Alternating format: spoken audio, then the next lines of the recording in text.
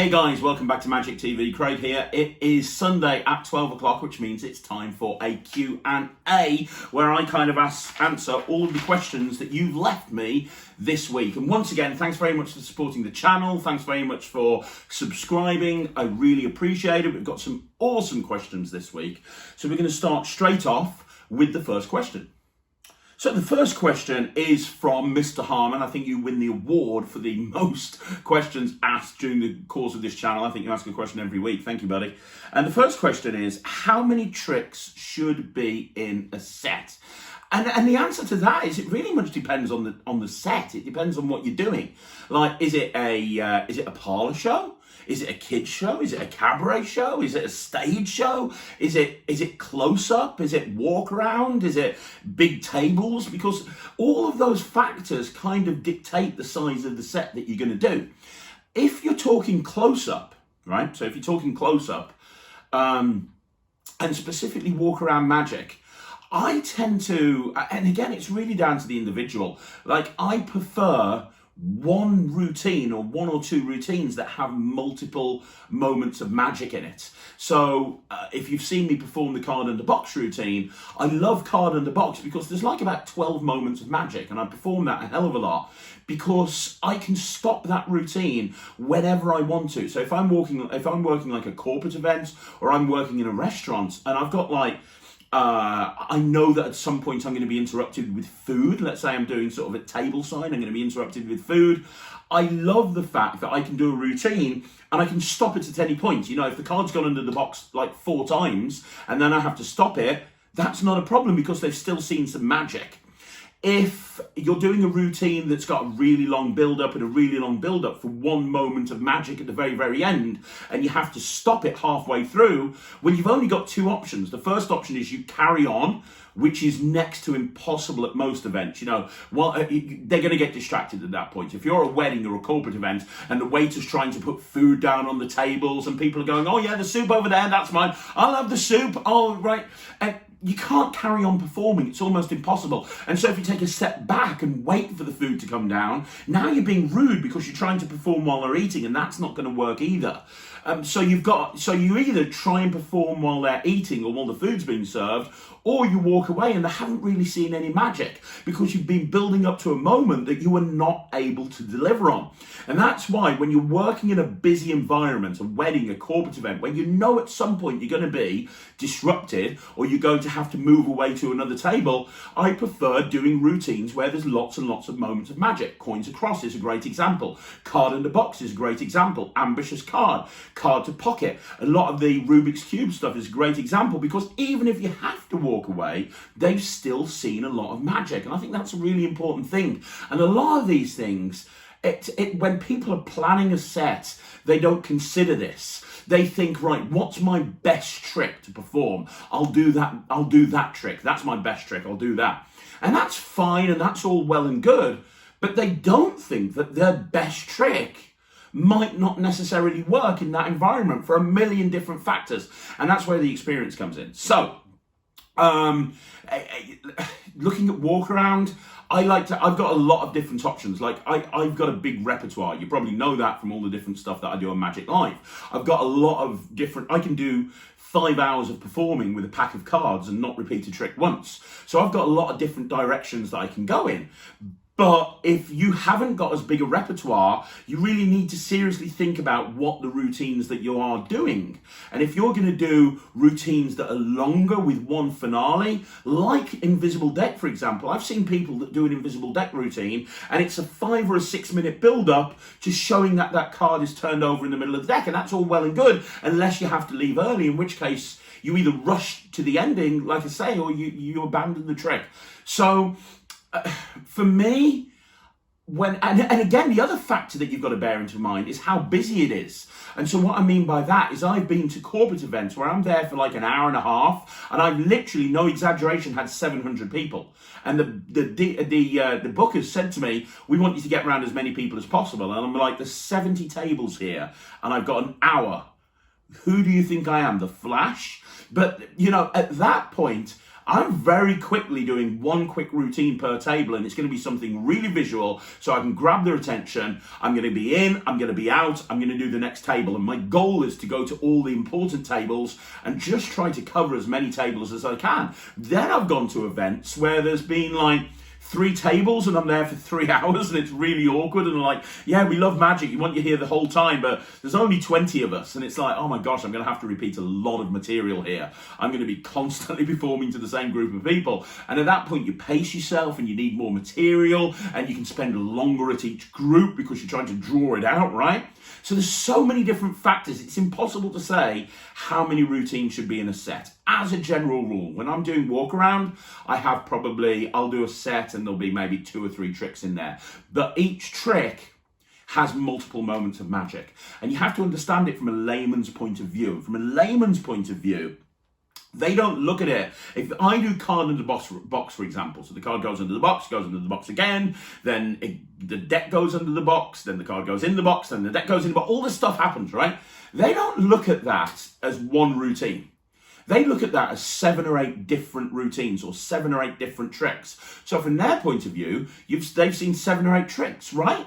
And you need to understand the perception of the layman or the perception of the booker is very, very different to the perception of you as a magician. You might go over and do card in the box and you think, well, I've only done 1 trick on that table. But in actual fact, you've done 7 or 8 tricks from their point of view. And you know, there's more things that I'm thinking of as I actually speak about this. The other thing is, if you're working for an agent or you're booked privately, the most important thing is the perception of the booker. And what I mean by that is you want the person who's booked you to ultimately be happy. And one of the ways that you want to make sure that happens is by going around and doing all the tables. Now, in some scenarios, that's almost impossible. Like I say, 70 tables, 1 hour, not going to happen. But in your average gig, if you've got like 10 or 20 tables, and you want to try and get around everyone. You want everyone to see magic. What you don't want is that booker to have someone come up to you later and go, oh, the magician looked good. He never came over to my table. I didn't get a chance to see him. You don't want that to happen. So you want to kind of look at it and you go, okay, I've got 15 tables here. I've got 2 hours. And in that 2 hours, I've got to get around all 15 tables. So how long does my set need to be? And then what you do is you plan your set out so that you can get around every single table, right? And you want to make sure that your sets are slightly different as well, because you don't want to be doing the same set to every single table, because again, it comes down to the perception of the booker. If you've done every table has had the same set, then what's going to happen at the end is people are going to go over to the book and go, oh, the magician was really good. I love his Rubik's Cube trick. Oh, I saw a Rubik's Cube trick as well. Oh, I saw a Rubik's Cube trick. Did this magician do anything else other than a Rubik's Cube trick? So you need to make sure that you've got various different sets and you've timed them out correctly. And you can't really do that till you get to the gig. A lot of the time you can't do that till you get to the gig and you see what the gig's like and you see the layout of the gig, if that kind of makes sense. But generally, as a rule, walk around 2 or 3 tricks, tables 3 or 4. But again, it depends on so many different factors. If you're talking stage magic, Mr. Harmon, again, it's a completely different scenario. And again, it very much depends on how long you need the set to be. It depends on the audience. What I consider my full cabaret show, which runs 45 minutes, that I do for weddings and corporates, there's 6 tricks in that 45 minutes. Each trick runs about 7 to 8 minutes. And then there's time in between, and you have to take those times in between. So I have to factor in how long it's going to take me to bring somebody on stage, how long is my warm-up, how long am I going to take in between each trick, and when you're performing a stage show and you're doing a stage show, it's why rehearsal is so important, because if you're not rehearsing, then you won't have a clue. So yeah, I mean, it very much depends. I can do a video on this if you want me to, but there's so many factors, it's very difficult to say. But generally, as a rule, close up 2 or 3 tricks. When I do a stage show, I've normally got sort of 5 to 7 routines in my stage show. Okay, then we've got Shawn McDowell. Now, my wife has written these out for me, and Shawn, you haven't asked a question. However, Sarah, my wife, has written, thanks, Shawn McDowell. I'd love a day at a spa, or even better, a whole week. I think it was a comment that you made when you said that Sarah should be given a spa break. Well, you know what? It ain't going to happen anytime soon because we're locked down in the UK, so that's not going to happen anytime soon. But I do agree, she's absolutely amazing. But thanks for putting the idea of a spa week in her head, Shawn. I really appreciate that, buddy. I'll repay that to you one day. So the next question is by StarMan, and he says, was it Di Vernon that said that you can know 100 ways of producing a card, and as far as the spectator's concerned, you know 100 different card tricks? Kind of. I think the actual quote by Di Vernon was, if you know 100 different ways of forcing a card, but one revelation, you only actually know one trick. But if you know 100 revelations and one force, you know 100 different tricks. And it's kind of that whole perception thing. And it's a very good point that you've made here, Starman. It's that whole, and again, we talked about this with Mr. Harmon's question. It's that whole perception. What is the layman's perception or the audience's perception versus the magician's perception? And you know, I meet magicians and they go, oh, let me show you this new force. Let me show you this new force. Let me show you this new force. Well, what's wrong with the old force? You know what? You don't need a million ways to force a card. Now, do you need more than one force? Yeah, I suppose you do. You know, I mean, I know about 12 different ways to force a card, but a lot of those ways I've learned for particular specific routines, and then when I've learned it, I've just got kind of that as my thing. But my three favorite forces are either the classic force, the timing force, or the riffle force. Those are the three go-to forces that I use, to be honest. But the point still remains, you know, it's more important to know 100 revelations, because then you know 100 different tricks. And, you know, if you want to have a big repertoire, you know, the easiest way to have a big repertoire is to learn lots of different revelations. Because once you've learned to card control a double lift and a force, you've kind of got a lot of the skills that you need there to be able to pull off most routines, or at least a big percentage of routines. You know, when Ryland first started to learn magic, I taught him a card control, then I taught him a double lift, and then I taught him a force. And I was like, those are the three most important sleights that you're going to need, and then we'll work up from there. And it allows you to perform so many different routines. And I think the focus should be on learning revelations and on learning so many different ways to produce that card. Because then I can go to one table, we talked about table magic earlier on, let's say I'm working a restaurant, if I did the same revelation, if I did card to phone, for example, on every single table, that's not going to look good from the restaurant's point of view, because they're going to think I've done the same trick. But I could do the same force and the same control and do a complete, on one table I could do, I don't know, the insurance policy. On the next table I could do card to phone. On the next table I could load it into my pocket. On the next table I could do card to mouth. On the next table I could do card to shoe. On the, you know, and I'm doing all these different tricks, but in reality I'm doing the same moves. I'm just revealing the card in a different way. So yeah, Starman, it's a very good point. I totally agree with that. And that Di Vernon, he was a clever guy, wasn't he? So the next question is again by Mr. Harmon. What routines work well for Parlour that are affordable? Well, I put a DVD out called Parlour, and you can look on there. There's a lot of routines on there that are affordable. My opener in a Parlour show, and I did it on my Parlour DVD, my opener in a Parlour show is Silk to Egg. I absolutely love Silk to Egg. It is a great way to open a show, because, you know, what I love about it is it's not a card trick, it's not a coin trick, it's probably not anything they've ever seen before, and it feels like you're drawing the curtain back. You know, it's kind of like a case of, let me let you into this world of magic. And a lot of people are fascinated by magic. They're fascinated by magicians, especially people that have chosen to go to a magic show, or they've chosen to book a magician for an event. They're fascinated about magic. So if you kind of pull the curtain back a bit and you go, well, let me explain to you how this trick works. And, you know, you saw Jasper Cherry do it on the auditions for Britain's Got Talent, and he did a great job. And, you know, it's as old as the hills, but Silk to Egg is just a phenomenal opener. I absolutely love it. The thing with Parlour is normally only for about 10 to 15, 20 people. So a lot of the routines that you do close up can be done in a Parlour environment. Again, I'll go back to card under box. Is something that could very easily be done Parlour. I did it on my Parlour DVD. Cube stuff, coin stuff, a lot of that stuff can be done in Parlour. The interesting thing about Parlour is a lot of the time you can take stuff that would work in a stage environment or a cabaret environment, and you can include that in it as well. So I know you asked a question on this channel ages ago about the one with the cue cards. Cue the magic. I do that in Parlour shows all the time. It's a very entertaining routine. What else do I do in Parlour shows? So I do a story deck.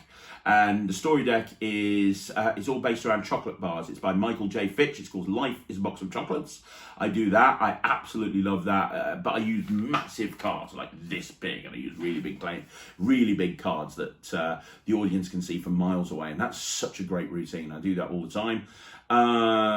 What else do? I do cards across. I do Superfly Cards Across by Scott Alexander. Another one that works really well is Egg Bag. Again, I use Scott Alexander's egg bag routine because it's brilliant. But again, trick selection is down to an individual.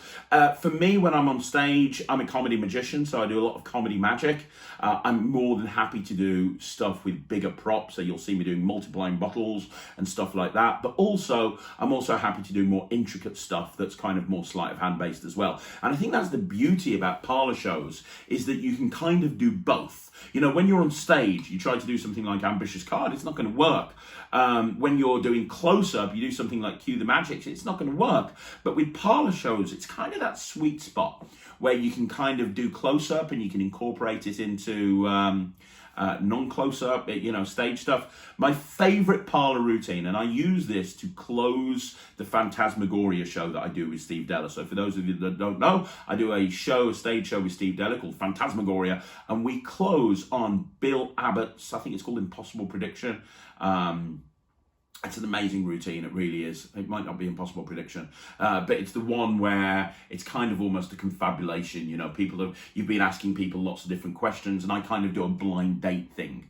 So I have somebody come up on stage, and I get the audience to decide, where they're going to go on the date, who they're going to go with, what date they're going to go on, what time they're going to go on, where they're going to go. I've got all of these different things, and then there's this black envelope with a giant question mark that's been there from the very, very beginning. No brainer. It's called No Brainer. Boom, no brainer.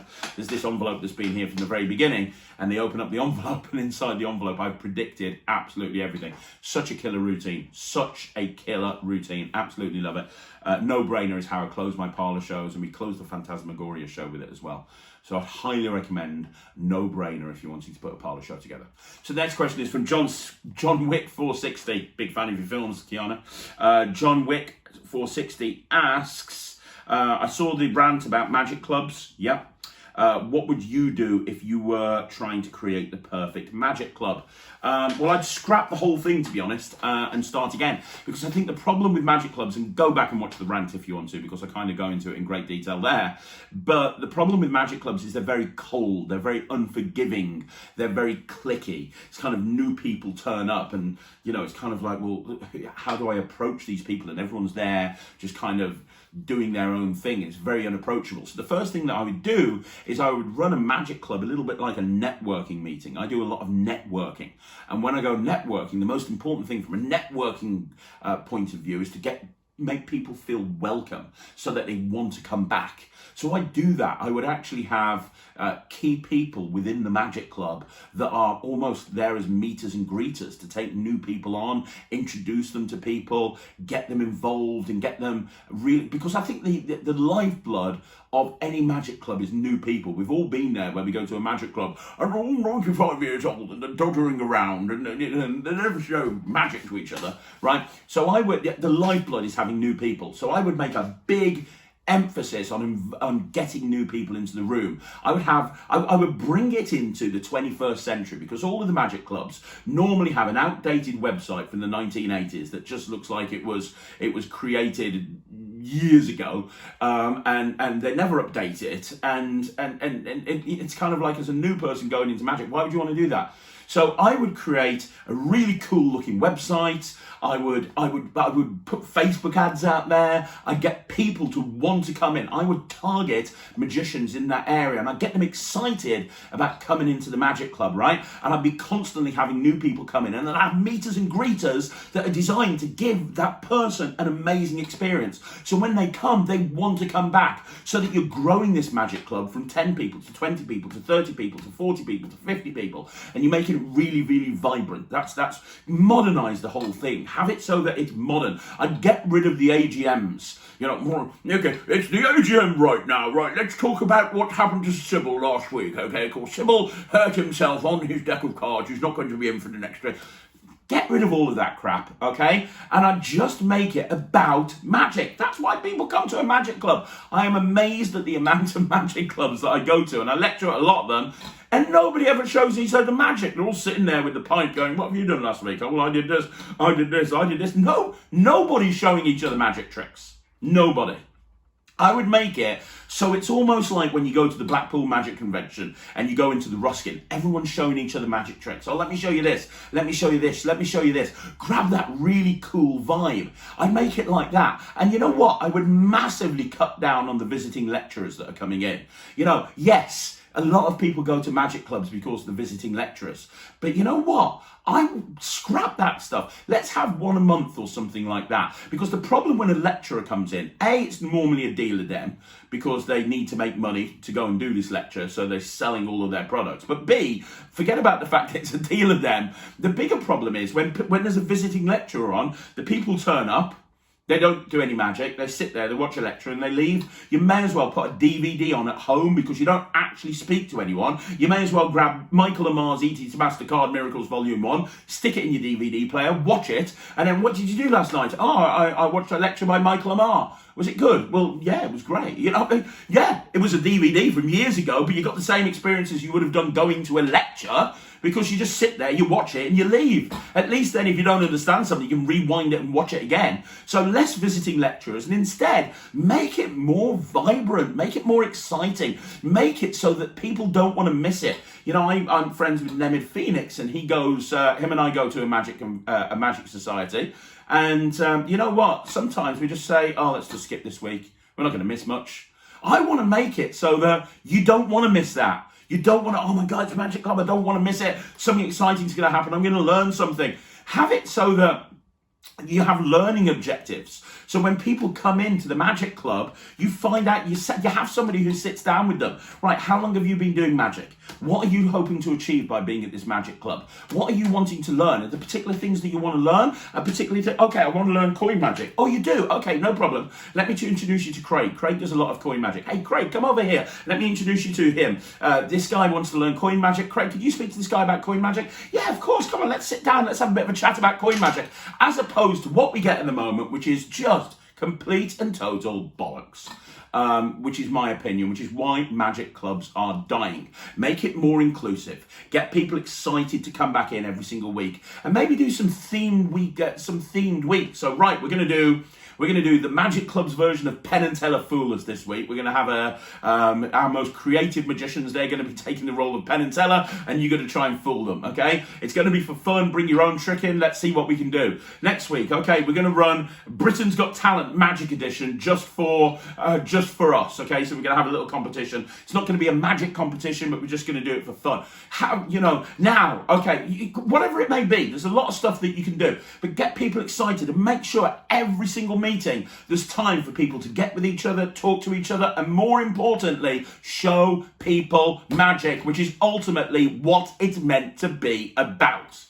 Okay, so the next question is again by Mr. Harmon. What magicians are the best sleight of hand artists? What magicians are the best sleight of hand artists? I don't know. I mean, you've got people like Ben Earl. I mean, he's considered to be absolutely freaking awesome, isn't he? Guy Hollingsworth. I remember the first time I watched his Waving the Aces, and then live, and then I saw his Torn and Restored card, which was just incredible. I was like, oh my gosh, this guy takes it to another level. This is amazing.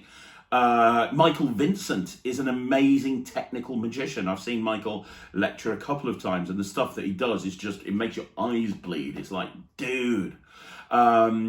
Then you've got Will Houston, Dr. Will Houston, don't you know? Dr. Will Houston, he's incredible. If you haven't seen his DVD set, check out his DVD set. Now, I know I'm talking about a lot of the UK guys, because I'm from the UK, but obviously, then you have Justin Miller.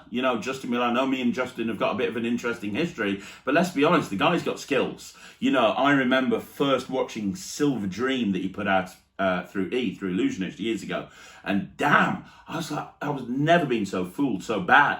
I was like, oh my gosh, this is amazing. This is what coin magic should look like. Justin Miller is incredible. John Carney, the stuff in his book Carnicopia is just unbelievable. The stuff in his book Cornucopia is just unbelievable. I remember learning some of that stuff and just being blown away by how good he is. John Carney is exceptional at every type of sleight of hand you can possibly imagine. And then you've got people like Eric Jones. You know, Eric Jones made a name for himself for being such a slick sleight of hand artist. And he is. He's absolutely amazing. Eric Jones, boom. David Roth, if you want to go down the coin route, you've got David Roth. David Roth is exceptional.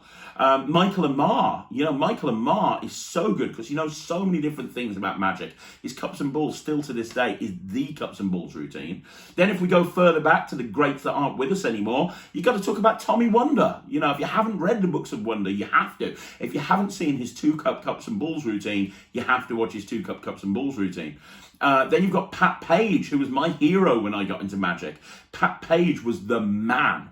You know, he knew so many cool things. You know, there's so many great magicians. Assy Wind, awesome magician. You know, there's too many to name. Who is the best sleight of hand artist? I mean, there's just... I'll tell you right now, the best sleight of hand artist is somebody that we don't know yet. It's somebody out there that's an unknown, that's absolutely rocking it.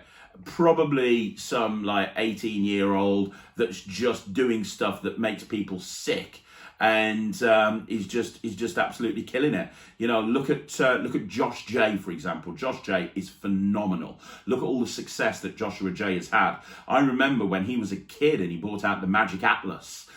You know, before he wrote his first book, Magic Atlas, he would have been out there somewhere doing incredible sleight of hand, and nobody would have known about him. Everybody knows about him now. You know, the best sleight of hand artist we're yet to know about, but in 5 years' time we'll be talking about. But if I had to sum it all up, and I've said some amazing names, right now, I think the man has to be Shin Lim. You know, there's no argument about it. The guy does stuff that just isn't possible. Shin Lim, yeah, you know, more names come to mind. Greg Wilson, Rune Klan. Oh my gosh, the names go on and on. Greg Wilson, Rune Klan. I don't know. I'm going to go with Shin Lim. I have to go with Shin Lim. For me, Shin Lim, greatest sleight of hand artist on the planet. Bono. Okay, so the next question is, well, it's not a question, but I had several people leaving a message on last week's Q&A.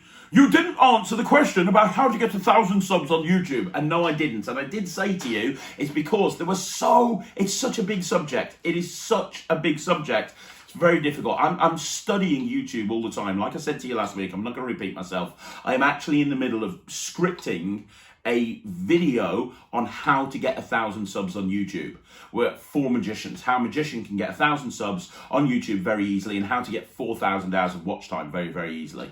I'm scripting that video. It should be dropping in the next week or two. Look out for it, but it's not something I can answer on a Q&A. I gave you a little brief insight into it last week, so check out last week's Q&A. But in terms of the 1,000 subs on YouTube, it's a video I'm filming. It will be coming soon. Okay, so I've got one final thing to talk about this week. It's not a question. I need to ask you guys an opinion. Because ultimately, I make this channel for you. Let's do a little bit of a channel update. I created this channel because I wanted a place for magicians to hang out that didn't do tutorials. I don't do tutorials. If I feel I have something to teach, I will create a video and I will give you guys a little form that you can fill in, and I'll send the video over to you, as you know. But I don't do tutorials. However, I wanted this channel to be a channel that magicians could come and hang out at, and that you could get content that you might like. The reviews, the rants, the honest trailers, the magic stuff, the 3 best tricks series, the interviews with different people. I want it to, and you know what? I've had people turn around to me and say, you know what? I love this, but I don't like the honest trailers or the rants. Get rid of those. And then I'll have somebody else saying, oh my God, the honest trailer and the rants, they're my favorite thing, but I don't like this and this. And that's cool. We're doing 14 videos a week. So you can like what you want, and what you don't like, just stay away from. That's absolutely cool. But I have a question for you. The one video every single week that gets the least interaction from everybody on this channel is the Marketing Mondays, where I do a marketing video, and sometimes I'll talk about a different aspect of marketing. Sometimes I'll interview somebody like Brad Burton, or Mark Northall. Mark Northall's video that went up this Monday, I felt so bad for him. Dude, the guy's one of the leading LinkedIn experts in the UK. It took me about 8 hours to edit that video. It took me a few hours to actually set up the interview. It took me 3 hours to interview. I probably spent 2 days working on that video, and it didn't even get it's just past 100 views. I'm filming this on the Friday. Just got 100 views, and I was like, oh my gosh, I feel really bad for Mark. So I want this channel to be a channel that you guys are into, and I don't want to be spending time editing videos that you guys don't want to watch. So my question to you is, do you want me to carry on doing the Marketing Mondays, or would you rather I replace it with something else? I was thinking of options, and I thought like I could do a special download review show where I just review downloads, and I do that once a week. I could do that instead of the marketing thing. Because there's no other place to put it, because I don't want to get rid of the honest trailers, I don't want to get rid of the Q&As, I don't want to get rid of the review show or the magic stuff or the rants, and I definitely don't want to get rid of the interviews, the talk magic. So the only place would be on a Monday. So I'm leaving it open to you now. Please let me know in the comments. I want this to be a channel that you guys like the content for. Do I stick with doing the marketing thing, or do I do a separate review show on my own where I just look at downloads? I want you to let me know what you think. And outside of that, thanks very much for joining me again on a Sunday. I hope you have an amazing Sunday afternoon. Subscribe to the channel. We go live every single day. Do all that fun stuff. Subscribe to the channel, like the video, leave a comment down below, and thank you for supporting the channel. I'll see you again soon. My name's Craig from Magic TV.